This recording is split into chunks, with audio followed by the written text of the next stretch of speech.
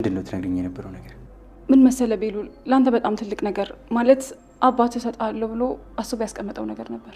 ያስቀመጠው ስትይ እሱ ካስቀመጠው ማም ጋር እንጂ አንቺ ጋር ምን ይሰራል? አንዳንድ ጥያቄዎችን ወደ ኋላ ተዋቸው፣ ምክንያቱም ለነሱ መልስ የለኝም። ግን ያንተ የሆነ አስፈላጊ ነገር እኔ ጋር አለ። እሺ ስጪ።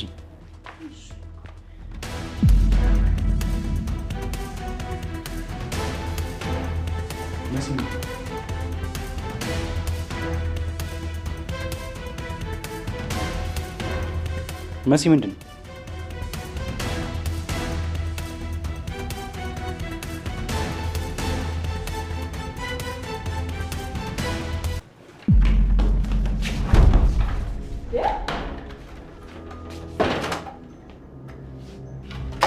ቤሉል ክፈታው። ቤሉል ቆይ ማም፣ መጀመሪያ እኔ ላውራት። አንቺ ወንድም ይባክረፍ፣ ምንም እንዳታረግኝ እያስፈራኝ ነው። እያስፈራኝ ነው? አንቺ ትፈሪያለሽ? ፍርሃት የሚባል ነገር ታውቂያለሽ? ወንድም እረፍ። ዝም በይ። ስሚ፣ አትሞጣሞጪ፣ አርፈሽ ቁጭ በይ። የተፈጠረውን አንድ ባንድ ትነግረኛለሽ። ተግባባን? ቆይ እሺ፣ ምን እንዳስረዳህ ነው የምትፈልገው? ለምንድን ነው ትምህርትሽ ያልተማርሽው? አዶኒ ለነገሮች እየተቃረበ ነው። ሁሉም ነገር እንዳልነበረ ከመሆኑ በፊት ሁሉም ነገሮች በቤሉል እጅ መግባት አለባቸው።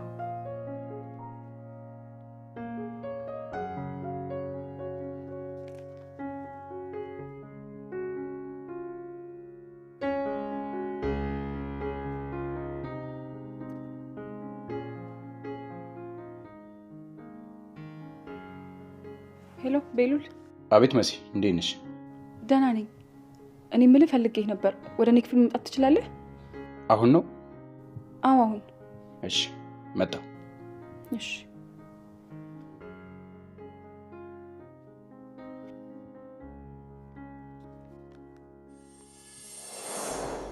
ስሚ፣ ክፍሌ ገብተሽ ፋይል ወስድሻል አይደል? እንዴት? ምን እያልሽ ነው? ኧረ እኔ ምንም አልወሰድኩም። አንቺ ቆይ ትንሽ አታፍሪም? እስከ መጨረሻው ከቤተሰቦችሽ ጋር መቆራረጥ ነው እንደምትፈልጊው? በማይመለከት አትግባልኩ እኮ። ረፊት አለም አደብ ግጂ። ትንሽ እንኳን ቆም ብለሽ አስቢ። አሁን ከመንገዳችን ዞር በል እባክህ። ኤልሹ፣ ችግር እንዲፈጠር ትፈልጊያለሽ? መኩ ይቆጫል። ነይ በእናትሽ አትለማመጪ። ተወጁ መሲ ጉዱናለች። ተራሷ ስር ያስቀመጠችውን የቤሉልን ሚስጥር የያዘ ፖስታ ማን እንደወሰደው ጠፍቷል። እንግዲህ የፖስታ የአዶናይ አባት በህይወት እያለ ነበረ ለጋሽ ቶማስ ነው የላከው። ምክንያቱም የአዶናይ አባት ስለ ወይዘሮ ሄለን ብዙ ነገሮችን ያውቃል። በባሏ ላይ እንደምትማግጥበትና ህፃናቶችን ከገጠር እያመጣች ለውጭ ድርጅት እንደምትሸጥ በጣም ብዙ መረጃዎችን ያውቅ ነበረ። በባሏ ላይም እንደምትጫወትበት ያውቃል። እና እንግዲህ ይህን ነገር ለወንድሜ መንገር አለብኝ፣ በወንድሜ ላይ እንድትጫወትበት አልፈልግም ሲል ለቴዲ ሲያወራው ሰምተን ነበረ። ሰውየው ከመሞቱ በፊት ያንን ፖስታ ለአቶ ቶማስ ልኮለት ነበረ። መሲ ደግሞ ተቀብላ ካገኘችው በኋላ ከወይዘሮ ሄለን ክላስ ማለት ነው የተላከውን ፖስታ ወስዳ ደብቀው ነበር ለጋሽ ልትሰጠው። ነገር ግን ነገሮች ሳይገጣጠሙ ቀሩና ለጋሽ ሳሰጠው ከቆየች በኋላ ጋሽም እንግዲህ በመጨረሻ እሱም ጋሽ ራሳቸውም ይሞታሉ። ስለዚህ መረጃው መሲ ጋር ነበረ። ይህም ፖስታ ለቤሉል ልትሰጥ የፈለገችበት ምክንያት ውስጥ ያለው ሚስጥር ስለምታውቅና አዶናይ ደግሞ ወይዘሮ ሄለንን እየተከታተላት እንደሆነ እናም የአባቱ ገዳይ ላይ እየደረሰ እንደሆነ ስላወቀች አዶናይ ሁሉን ነገር አውቆ ነገሮች ከመበላሸታቸው በፊት እነዚህ መረጃዎች የቤሉል እጅ ውስጥ መግባት አለባቸው እያለች ነበር መሲ። እዛ ውስጥ ያለውን መረጃ መሲ ታውቃለች። ምክንያቱም በሚሞሪ ማስቀምጠው ሄለን ወስዳባታለች። ይህን ፖስታ ግን ማንም ሰው አያገኘውም ብላ አስቀምጣ ኑራ እንግዲህ በምትሰጠው ቀን ግን በደቂቃዎች በሰከንዶች ልዩነት ፖስታው ካስቀመጠችበት ጠፍቷል። እርግጠኛ ነኝ ፖስታውን የወሰደችው እንግዲህ ኤልሹ ናት። ፖስታ ውስጥ ምን እንዳለ ባታውቅም ግን እሷን የጎዳች ስለመሰላት ፖስታውን ምኝታ ቤቷ እሷ ስለነበረች እሷ ናት የወሰደችው ብዬ አስባለሁ። ይሄ ፖስታ ወይዘሮ ሄለን እጅ ገባ ማለት ነገሮች ሁሉ ተበላሹ ማለት ነው። በተለይ ደግሞ ለመሲ በጣም ከባድ ነው። መሲ ከዚህ በላይ ስትሰቃይ ማየት የለብንም። እውነቱን ደግሞ ለቤሉል መንገር አለባት። በእርግጥ ፖስታው ነው ወሳኙ ነገር። ስለ ሄለን ብዙ ፍንጮች፣ መረጃዎችን ቤሉል ያገኛል። ቤሉል እስካሁን ድረስ ሄለን ምን እየሰራች እንደሆነ ከወሬ በዘለለ እሱ እጅ ከፍንጅ ስላልያዛት እየተከታተላትም ስላልሆነ ማለት ነው። አሁንም እሱን ማታለል ቀጥላበታለች። ይህ ፖስታ ግን እጇ ገባ ማለት ለመሲ በጣም ከባድ ህይወቷ ላይ ከባድ ነገርን ያመጣባታል ብዬ አስባለሁ። ሰላም እንዴት ናችሁልኝ? ወደ ቻናሌ ቤተሰቦች እንኳን ወደ ሰብለይቱ በሰላም መጣችሁ። እንግዳ ድራማ እንግዲህ ቤሉል በባለፈው ክፍል ከኑኑ ጋር ውጭ ላይ እየተዝናኑ ነበረ እና እንግዲህ እሷ ድብብቆሽ እንጫወት ብላ እሱ ግን ተይ ተጠፊብኛለሽ እያላት እንደፈራው መንገድ ሌላ ችግር ተፈጥሮ ነበረ። እነሱ ሲወጡ ጆን ይከታተላቸው ስለነበረ እሷ የተደበቀችበት ቦታ አፍኖ ሲወስዳት አዶኒ መጥቶ ሲያድናት አይተን ነበረ። ነገር ግን ከዛ በፊት አዶኒ ቤሉልን ከኋላ መጥቶት ነበረና አንገቱ ስር ስለመታው ራሱን ስቶ ወድቋል ቤሉል። እናም ልጅቷን እንግዲህ ነይ ከኔ ጋር እጄን ያዥኝና እሱ ከተነሳ ማንም ሰው ያድንሽም ይላታል። ኑኑ ደግሞ እንዴ ቤሉል የት አለ? ከቤሉል ጋር ነው የመጣሁት እሱን ትቼ አልሄድም ስትለው እዛ መንገድ ላይ ወድቋል አላት። እና እሱ ነው እንደዛ ያደረገው። በጣም ይገርማል። አዶኒ አሁን ላይ ከኑኑ ያት እልህ እንጂ ፍቅር አልያዘኝም እያለ ይገኛል። እናም እንግዲህ ሁለቱ ጥላቶች አሁን ላይ ወዳጅ ሆነዋል። ጆና አዶኒ ባንድ ቆመዋል ቤሉልን ለመጉዳት። በጣም ይገርማል። በፍጹም ኑኑ የሱ መሆን የለባትም። እኔም በዙሪያዬ በጣም ከሷ የተሻሉ ሴቶች አሉ፣ እኔም አልወዳትም፣ እልህ ነው ያዘኝ ይላል አዶናይ። ያኛውም እንግዲህ እኔም እልህ ነው ያዘኝ፣ ስለዚህ አብረን ስራ መስራት እንችላለን እያለ ነው። ከዛ በፊት ግን ጆን አንድ ነገር ብሎት ነበር። አንተ በጣም ከሃዲ ነህሳ ወንድምህን ትክደዋለህ ሆይ ሲለው እሱ ወንድሜ አይደለም አለው። አንተ ግን በጣም ከሃዲ ነህ አለ። በጣም ይገርማላ። አስቡት እስኪ ቤሉል ምን አደረገው? አሁን ቤሉል ምንም ያደረገው ነገር የለም። ቤሉል ከሰው አይደርስ፣ ስራውን ነው የሚሰራው፣ ስርዓት አለው። በቃ ጨዋ ነው። በጣም የሚወደድ ጸባይ ያለው ልጅ ነው። ግን ለምን አዶናይ አይጠላው?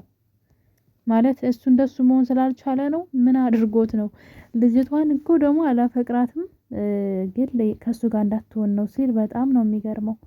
እና እንግዲህ ሁለቱ ጥላት ናቸው ያልናቸው ሰዎች ይቅርታ ተባብለው ወዳጅ ሆነዋል። እንግዲህ ቤሉልን ለመጣል ማለት ነው። ልጅቷ ሁለቱ አብረው እንዳይሆኑ ቤሉልና ኑኑ በአንድ ላይ እንዳይሆኑ እንሰራለን እያሉ ይገኛሉ። በሌላ በኩል ደግሞ ጆን ወይዘሮ ሄለን እያስፈራራት ይገኛል። አንቺ ወንጀለኛ ነሽ፣ ስለዚህ እኔን የመናገር መብት የለሽም እያለ ቤታቸው መጥቶ እንግዲህ ተንደላቆ እግሩን እየሰቀለ መቀመጥን ቀጥሏል። በሌላ በኩል ደግሞ በጣም ደስ የሚለው ነገር መሲ እንግዲህ እንደምታውቁት በማታ ስራ እየሰራች ሳትፈልግ ማለት ነው ሄለን ደሞዝ አልከፍልሽም፣ ቤተሰቦችሽን ተሸክሜ ነው የምኖረው፣ ስለዚህ ደሞዝ እንዳትጠይቅኝ አርፈሽ ተቀመጭ ብላ ነግራት ነበረ። እንደውም ማታ ለስራ እንዲመቻት ብላ የማታ ትምህርት መማር ፈልጋለሁ ቀን እየሰራው ስትላት ለአንቺ የማታ ትምህርት የምከፍለው ገንዘብ የለኝም አለቻት። በጣም ይገርማል። እንግዲህ ኤልሹ ስትወለድ ጀምሮ መሲ እዛ ቤት ናት። እሷ ናት እህቷን ያሳደገቻት መሲን ማን ነው ኤልሹን ማለት ነውና ያ ሁሉ ዘመን አገልግላ ነገር ግን ለትምህርት ቤት ለማታ እንኳ አልከፍልም አርፈሽ ቁጭ በይ ስትላት በጣም ነበር ያሳዘነችኝ። በጣም ከፋት። ለምን ይሄን ሁሉ ዘመን እዚህ ቤት በነፃ የነሱ አሽከር ሆና የኖረችው። እሷ ግን በምላሹ ምን እንዳደረገችላት ተመልከቱ። እና እንግዲህ ይሄ ነገር መሲን በጣም አስከፍቷት ነበረ። ስራውን ደግሞ እንግዲህ እንደምትፈልግ ቴዲ ስላወቀ ቴዲ ነው ስራውን ያገኘላት። እናም እንግዲህ ቴዲም በጣም ሊያወራት ይፈልግ ነበረ ለምን እንደዛ እንዳደረገች። በእርግጥ እሱ በእሷ ተናዶባት ነበረ። ናሆምን ተከትለሽ ሄድሽ፣ ስለዚህ እኔ ነበርኩ ማኩረፍ የነበረብኝ፣ ጭራሽ አንቺ እኔን ስልክ አታነሽም፣ ናሆም አስፈራርቶሽ ነው ወይ ይላታል። እሷ ግን የሰማችው ነገር ስላለ ነው። እውነት ለመናገር ከዚህ በላይ ባደብቀው ነገሩን ጥሩ ነው። ለቴዲ የሰማችውን ወሬ ብትነግረውና እሱ ደግሞ ቢያስረዳት ብዬ እላለሁ። በሌላ በኩል ደግሞ እንግዲህ እንደምታውቁት መሲ አሁን ላይ የሆነ ስለማታ ስራው ስትጠየቅ ራሱ ታለቅሳለች። ምን ያክል አጣብቂኝ ውስጥ እንዳለች እውነት በጣም ታላቅ እህት መሆንና ማለት ኑኑ ትንሽ ልጅ ናትና መሲ ደግሞ ይሄ ኃላፊነት ከሷ ይጠበቃል። ምክንያቱም ከተማ ነው የኖረችው፣ ገንዘብ መያዝ ነበረባት እስከዛሬ ድረስ እና እንግዲህ መሲ የሆነ ነገር ተናገረች። አዶናይ እያወራት ነበረ። ነገር ግን ገንዘብ እንዴት እንደሚመጣና እንዴት ኃላፊነት መሸከም እንዳለብኝ ራሴ መልመድ አለብኝ፣ የማንንም እገዛ አልፈልግም እያለች ነው መሲ። አዶናይ ግን በማታ አትስሪ እባክሽን ተይ እያላት፣ በዚህ ሰዓት ግን መሲ የሆነ ነገር ተናገረች። ጋሼ ሳለ ሁሉ ነገር ጥሩ ነበረ፣ ጋሼ ቢኖሩ ጥሩ ነበር፣ እሳቸው ባሉ ጊዜ ሁሉ ነገር ጥሩ ነበር፣ ጋሼ በዚህ አመት የሆነ ነገር አደርግልሻለሁ ብለው ቃል ገብተውልኝ ነበር አለች። ምን ብለዋት ይሆን? ምን ሊያደርጉላት? እርግጠኛ ነኝ ለመሲ ምንም ይገባታል። ልጃቸውን እንደዚህ ያሳደገችው እሷ ናት። ልጅቷ የእናቷ ጸባይ ተጋብቶባት ተበላሽታ ነው እንጂ መሲ ስታሳድጋት በጣም ስርዓት ያላት ልጅ ነበረች እና ያው እህቷ ብትሆንም ማለት ነው። ስለዚህ ጋሽ ያሰበውን ነገር ቤሉል ለመሲ ማድረግ አለበት። ያው ቤሉል ማለት የአባቱ ኮፒ ነው። ተግባሩ፣ ድርጊቱ ሁሉ አባቱን ነው። ስለዚህ ለመሲ ያን ነገር ሊያደርግ ይገባል። በእርግጥ መሲ ችግሯን ለማንም እየተናገረች አይደለም። አዶናይም በምሽት ስራ ስትሄድ ስላያት ነው እንጂ። ሌላው ደግሞ እንግዲህ እህትየዋ በር ከዘጋች 2 ቀን ሞልቷታል። ማንም ሰው እንዳያገኛ ስትደበቅ አንዴ ቁም ሳጥን ውስጥ አንዴ በር ስር እየተደበቀች እስካሁን ብትቆይም ግን አንድ ነገር ተፈጠረ። ጆ እንግዲህ እዛ ቤት ደውላለት ይሄድና በሩን ለመክፈት ከሄለን ጋራ በር ላይ ይቆማሉ። እናም ማንም ሰው የለም ነይ ክፈችው እና ይዤሽ ልሂድ አይነት ነገር ይነግራታል። በጣም ደስ ይላታል ጆ ስለመጣ እና እንግዲህ ቤሉል ሳሎን ነበር። በምን ቅጽበት ሩጦ ደረጃ እንደወጣ አናቅም። ነገር ግን የጆን ድምፅ ስለሰማች ጆ መጣልኝ ብላ በሩን ስትከፍት ነበረ። ቤሉል ሙሉ ደረጃውን አንዴ ነው የዘለለው ማለት ይቻላል። ዘሎ ነበረ እነሱን ገፍትሯቸው ወደ መኝታ ቤቷ ገብተው ቆልፎ። እኔማ አይታችሁታል ግን ጥፊውን እኔ ፊቷ አይተርፋም ብዬ አላሰብኩትም ነበር። ወይኔ ወንድም ግን ታላቅ ወንድም በቃ ሲናደድ እንደዚህ ነው። ግን በጣም ደስ ይላል። ታላቅ ወንድም ማለት ያው የአባት ምትክ ነው። አባትን መሆን ባይችልም ማለት ነውና ስለዚህ እንግዲህ ኤልሹንም በጥፊ አስገብቶላታል። ነገር ግን ችግርሽን ብትነግረኝ እኔ ለምን አልረዳሽም ሲላት ፍቅር ይዞኛል እያለች ነው። እውነት ነው ፍቅር ይዟታል። ግን ትምህርት ያቆመችበት ምክንያት ግን ፍቅር አይመስለኝም። በፍጹም ፍቅር አይመስለኝም። አላማ ቢስ ስለሆነች ነው። እሷ እንግዲህ አዶናይን በጣም ትወደዋለች። አዶናይ ደግሞ ሌላ ሴት ይወዳል። ነገሩ አሁን አይወድም፣ ውሸቱን ነው ሲጀመርም እና እንግዲህ እሱ ኑኑን ያያል፣ እሷ ደግሞ እሱን ታያለች። ብዙ ጊዜ ሞክራ ነበር፣ እሱ ግን ሊጠጋት አይፈልግም እና እሱን ለመርሳት ብላ ከጆ ጋር ሆነች ማለት ነው። ጆን እኮ አታፈቅረውም፣ መረማመጃ ለማድረግ ፈልጋ ነው። እሷ የምትወደው አዶኒን ነው። እወዳለሁ ብላ መንገር አትችልም። ሁሌ አብሮኝ ነው። በጣም እወደዋለሁ ግን ልነግረው አልቻልኩም። እንደምወደው አያውቅም ማለችና አንዳንዴ ያሳዘነችኝ። የምሬን እኮ ነው። ኑኑ ላይ 3 ወንዶች ከሚደባደቡ ምን አለ ወይ አዶናይ ወይም ደግሞ በእርግጥ እሷ ይሄኛውን አትወደውም ጆን ማለት ነው። አዶናይ እሷን ቢመለከት ጥሩ ነበረ። በእርግጥ እሱም የሚወዳት ይመስለኛል እንዳየሁት ከሆነ ምክንያቱም ጆ ኑኑን እኮ እኔ አልወዳትም እልህ ይዞኝ ነው፣ ኤልሹን ባየሁበት አይኔ እሷን አላይም ይለዋል። ምን ማለት ነው ብሎ አዶናይ የሆነ እንደመናደድ ነበር። ኤልሹን ትወዳታለህ እንደ ያለው ማለት እንደዛ በቁጣ እና እንግዲህ እንደዛ አለና እዚህ ቀደም ልትስመው ተኝቶ ልትስመው እንደነበረ ኤልሹ አስታወሰ አዶናይ ማለት ነውና አዶናይ ኤልሹን የሚወዳት ይመስለኛል። ከዚህኛው ጋር ስለተያያዘ ነው እንጂ እና ሌላው ደግሞ ደስ የሚለው ነገር መሲ እንግዲህ አሁን ላይ እህቷም ወንድሟም እያገዟት ነው በስራ ማለት ይቻላል። እሷ ብቻዋን ሰርታ ቤተሰቦቿን ከዛ ቤት ማስወጣት አትችልም ነበረ። ነገር ግን አሁን ላይ ኑኑም ስራ ጀምራለች፣ ማስጠናት ስራ። ቤሉል ስራ አስጀምሯታል፣ ወንድምየውንም ስራ አስጀምሮታል። ነገር ግን በሚስጥር ይሁን ማንም ሰው እንዳያውቅ ብለዋል። ሄለን አወቀች ማለት ልክ እንደ ቤቱ ይሄንም ልታበላሽባቸው ስለምትችል ማለት ነው። እና በሚስጥር እንግዲህ የቤቱ ልጆች የአይንዬ ልጆች አሁን ላይ ስራ እየሰሩ ይገኛሉ ማለት ነው። ያ ደግሞ በቀላሉ ከዚህ ቤት ወጥተው የራሳቸውን ቤት ይከራያሉ ወይም ደግሞ ቤሉል የሰጣቸው ቤት ውስጥም መኖር ይችላሉ ብዬ አስባለሁ።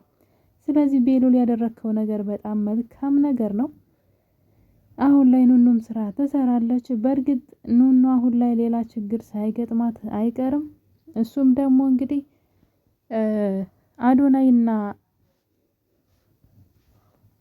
ጆን መንገድ ላይ ጠብቀው እንዳይጎዷት በጣም እየፈራው ነው። እንደምናስታውሰው እዚህ ቀደም ጆን አግቷት ወይም ደግሞ አፍኖ ይዟት እየሄደ ነበር እንግዲህ ከቤሉል ጋር እንኳን ሆና ማለት ነውና እሱ ነገር ትንሽ ቢያስፈራም ማለት ነው።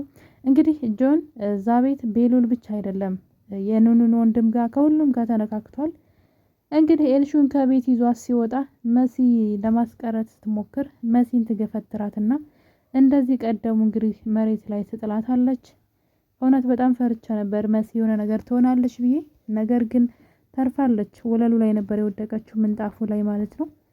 እና በቅጽበት ግን ወንድሟ እዛ ቤት ስለነበረ የሆነችውን ሲጠይቃት ሩጦ እሷን እንዲመልሳት ኤልሹን ማለት ነው። በነገራችን ላይ እህቷን መጠበቋ ጥሩ ነው። እህቷ መሆኗ ስለማይቀር መጥፎ ነገር እንዳትሆን ትጠብቃት ይሻላል። እና እንግዲህ ወንድምየው ሩጦ ቢደርስባቸውም ጆ እንደምታውቁት ሁሌ እምቡር ይወዳል። ወንድ ነኝ አይነት ጨዋታ ይጫወታልና የመሲ ወንድም ግን ከምንም አልቆጠረውም።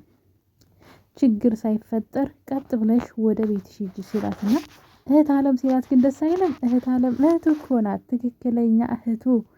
አያ ለመተዋወቅ መኩዬ ደግሞ እኮ የምትመስለው አንተን ነው። እህት አለም ተመለሽ ብያለሁ ሲል ማለት ነው። እውነት እኔ ነዘረኝ ማለት ነው። በቃ እህቱ እንደሆነች ቢያቅ ብዬ እውነት እህትህ ናት ለማለት በቃ ምንም አልቀረኝም። ቢሰሙኝ ተናግሬ ነበር እኮ ኮሜንት ላይ እህትህ ናት ብዬ ነበረ በድምጼ ማለት ነውና እንግዲህ መኩዬ እህትህ ናት። የሆነ ጊዜ በጣም ነው ባደረክላት ነገር በተጠበካት በተንከባከብካት እሷ በተጠላህም ማለት ነው ነገር ሁሉ ወደፊት ትዝ ሲልህ ወይም ደግሞ እውነታው ሲታወቅ እህትህ እንደሆነች ስታቅ እንኳንም አደረኩ እንኳንም ጠበቅኳት ትላለህና ያንተው እህት ናት፣ ያንተው ጉድ ናት። እንደው እንኳንም ማልካት እንኳንም እህት አለ ማልካትና እንግዲህ ቀጥ ብለሽ ተመለሽ ሲላት እሷ ግን እምቢ ብትልና ጆ እንግዲህ ያዙ ልቀቁ ቢልም ምንም እንዴት አይታችኋል? በእጁ ገፋ ነው ያደረገው። ዝም ብሎ ዞር በል አይመለከትም አይነት ነገርና ጆ ሲያየው አያያዙን ልጁ ንቆታል። ሊያወራው ራሱ አልፈለግም። ከሷ ጋር ነው የሚያወራው። ችግር እንዳይፈጠር ተመለሽ፣ ችግር እንዲፈጠር ትፈልጊያለሽ፣ በንግግሩ ብቻ ነው በቃ። እና ጆን ፈራው ሲያየው ልጁ ይሄ ነገር ብለው እጁን ሰብስቦ ነበር የቀረውና እንግዲህ ኑኑን ኤልሹን ቢመልሳትም ግን ሌላ ችግር አደገኛ ነገር ተፈጥሯል። ኤልሹ ከተመለሰች በኋላ ቀጥታ ወደ መሲ ክላስ ነበር የሄደችው። ወደ መሲ ክላስ ሄዳ እዚህ ክላስሽ ውስጥ ምን እንዳለ እናያለን እሰራልሻለሁ እያለቻት ነው። እንግዲህ ቤት ውስጥ መጥፎ ነገር አድርጋ መሲን ምንድነው ችግር ውስጥ ልከታት የፈለገች ይመስለኛል። እና መኝታ ቤቷ ያለ ወትሮዋ ገብታ እቃ ስትፈልግ ነበረ። ነገር ግን ከዛ በፊት መሲ ቤሉል ጋር ደውላለት የሆነ ማሳይህ እምሰጥህ እቃ አለና እኔ ጋና ብለው ወደ ክላሷ ሲሄድ ግን እሷ ከእናቷ ጋር እያወራች ነበር ከአይንዬ ጋር። በዛ የተነሳ ወረቀቱን ሳትሰጠው ትቀራለች። እናም በኋላ ብለው ነበረ። ነገር ግን ኤልሹ ክላሷ ውስጥ እቃ ስትፈልግ ያንን ፖስታ ሳታገኘው አትቀርም። ያ ፖስታ ኤልሹ እጅ ገባ ማለት ለመሲ ህይወት በጣም አደገኛ ነው ማለት ነው። እንግዲህ ፖስታው ለቤሉል ልትሰጠው ፈልጋ ነበረ። በመጨረሻም መሲና ቤሉል ወደ ክላሷ ሄደው ፖስታውን ስታየው የለም ከቦታው። መሲ ደነገጠች። ከኔ ጋር የሆነ የአባትህ እቃ አደራ አለ ብለው ነበረ። እሱም እንዴ ማም እያለች ታዲያ ያደራ እቃ አንቺ ጋር ምን ይሰራል ይላታል። ወደ ኋላ ተመልሼ ማብራራልህ ነገር የለም የምሰጥህን ነገር ብቻ ተቀበለኝ ብላ ከትራሷ ገልጣ ስታየው ፖስታው የለም። ማን ወስዶት ይሆን? በቀጣይ በሌላ በአዲስ ቪዲዮ እስከምንገናኝ ቤተሰቦቼ የዛሬው እንግዲህ ክፍል 49 እንግዳ ድራማ ይህን ይመስላል። በክፍል 50 ምን ይፈጠር ይሆን? የመሲን ፖስታ ደብቃ ያስቀመጠችውን ለቤሉል ብላ ማን ወስዶት ይሆን? በጣም አጓጊ ነው። በቀጣይ ክፍል እስከምንገናኝ ድረስ ሁላችሁንም እወዳችኋለሁ። ቸር ቆዩልኝ።